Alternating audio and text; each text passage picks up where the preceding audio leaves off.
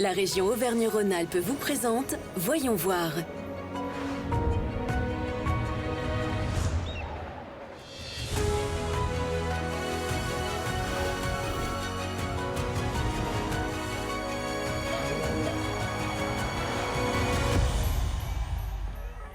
Pour ce nouvel épisode de Voyons voir, nous nous sommes rendus dans la Loire, et plus précisément à Montrond-les-Bains, dans la plaine du Forez.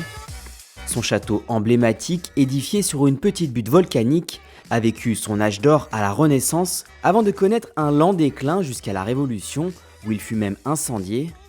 Afin de restaurer et valoriser son édifice, la ville propriétaire du château a sollicité la région Auvergne-Rhône-Alpes dans le cadre de son plan de préservation du patrimoine. Une subvention de plus de 109 000 € avait été ainsi accordée pour accompagner sa restauration. Nous sommes ici en haut du donjon du château, à plus de 30 mètres de haut. Ce donjon donc massif n'était pas accessible sur sa terrasse, donc nous avons souhaité rendre accessible ce magnifique point de vue qui nous offre une vue à 360 degrés sur l'ensemble de la plaine du Forez, y compris sur la Loire et tous les cours d'eau qui cheminent à proximité du château. La restauration a également concerné la consolidation des remparts et l'aménagement de la montée cavalière pour améliorer l'accessibilité, mais aussi la réfection des enduits sur de nombreux murs de l'enceinte et la reconstruction de la voûte de la chapelle. En 2023, plus de 4,4 millions d'euros ont été votés au total par la région au titre de son plan de préservation du patrimoine régional qui concerne les édifices et mobiliers classés. En un an, pas moins de 140 projets, comme celui de Montrond-les-Bains, ont ainsi été soutenus, contribuant tous à leur manière à renforcer l'attractivité du territoire. Montrond-les-Bains est une commune thermale, donc qui propose des services en lien avec le bien-être, avec la culture, et donc on est parfaitement dans cette dynamique-là d'amélioration du service proposé pour découvrir le patrimoine forésien. Pour attirer les visiteurs, la région a également alloué une aide pour renouveler le parcours muséographique du château. Depuis la réouverture au printemps 2023, les fréquentations globales ont bondi de 50% par rapport aux chiffres habituels et ont permis la création d'un poste de responsable de site. Il a été choisi de faire de cet espace muséographique un espace accessible à tous, mais que ce soit pour les adultes ou pour les enfants. Un musée plutôt ludique, interactif. Donc c'est pour ça qu'on a installé des Legos pour montrer par exemple les grandes découvertes du Moyen-Âge. Et puis dans chaque pièce, on a un multimédia interactif où les enfants, ou même les grands-enfants, peuvent s'amuser et découvrir en s'amusant des choses sur le Moyen-Âge. Ce qui est très agréable, c'est la luminosité apportée dans les pièces, parce que c'était un petit peu obscur à l'époque. Depuis qu'il y a eu la rénovation, ça n'a plus rien à voir. C'est ludique, on peut toucher, il y a des petits jeux à faire, c'est très sympa et les enfants adorent. Pour aller encore plus loin dans l'expérience ludique, le château a aussi obtenu une aide dans le cadre de l'appel à projet patrimoine et numérique. L'objectif était de proposer aux visiteurs une tablette qui leur permet de s'immerger à 360 degrés dans la vie du château à l'époque médiévale. Donc on peut découvrir la salle de banquet, on peut se retrouver aussi dans la cuisine du XVIe siècle ou dans une chambre, comment elle pouvait être aménagée.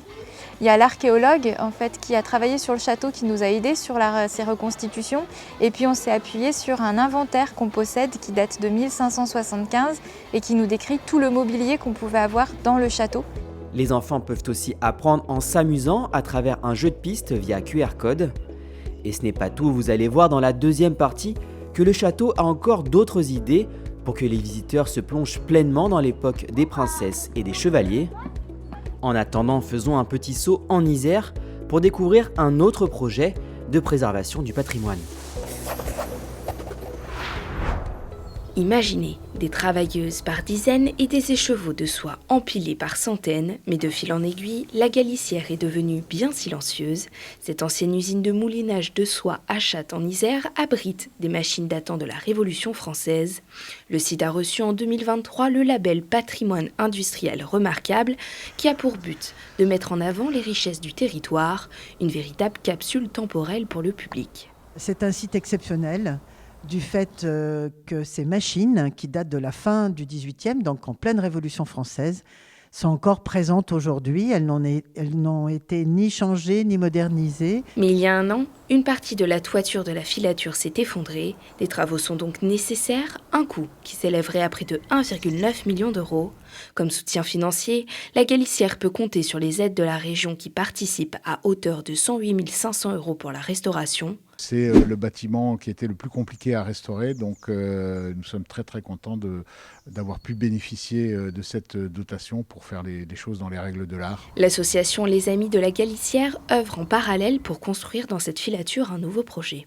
Nous allons faire un espace d'interprétation, c'est-à-dire un musée sans collection qui permet d'expliquer toute la process de la sérificulture, donc de la magnanerie, de la filature, du moulinage. L'association veut aussi créer une œuvre appelée Habitacle pour un mûrier blanc créé avec le bois de la charpente de la fabrique. La région a versé une aide de 5 000 € en 2023 pour voir aboutir ce projet. Retour dans la Loire à la découverte des projets déployés par le château de Montrond-les-Bains pour retrouver son attractivité. Pour compléter la restauration du bâti et la création du nouvel espace muséographique, le donjon d'Artaud a été entièrement rénové afin de reconstituer un logis seigneurial du XVe siècle. Des armures au réalisme historique fidèle ont même été créées par un professionnel spécialisé. Pour moi, ça a été vraiment galvanisant parce qu'en tant que Morondais, j'avais vraiment envie de voir le château prendre un peu plus vie.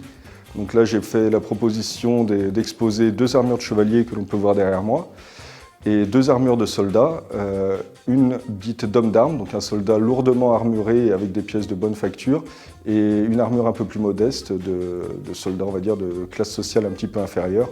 Ici aussi, les investissements réalisés ont été permis grâce aux subventions. Bertrand et ses équipes ont eu carte blanche pour leur réalisation.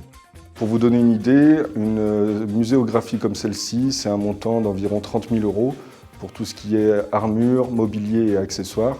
Ça permet d'apporter une vision concrète de ce à quoi pouvaient ressembler des lieux de vie au Moyen-Âge. Avec son association de reconstitution historique, Bertrand participe évidemment à l'événement phare de la ville, la fête médiévale de Montrond-les-Bains, qui se tient tous les 2 ans début août au château. Cette année, on a eu 13 000 visiteurs. C'est une fête qui est plutôt familiale, qui a vocation pédagogique quand même, ludique, et de favoriser le tourisme aussi. La restauration du site a permis de rendre les animations et les démonstrations encore plus réalistes. C'est très enthousiasmant de travailler dans un cadre pareil, de voir qu'il y a quelque chose qui avance. C'est ce qui nous fait envie aussi de continuer et de le valoriser. C'est le fait qu'on se rend compte que les ruines sont consolidées, qu'elles sont belles et que c'est un lieu magnifique. Et ça nous permet d'avoir un cadre dont peut rêver n'importe quel metteur en scène.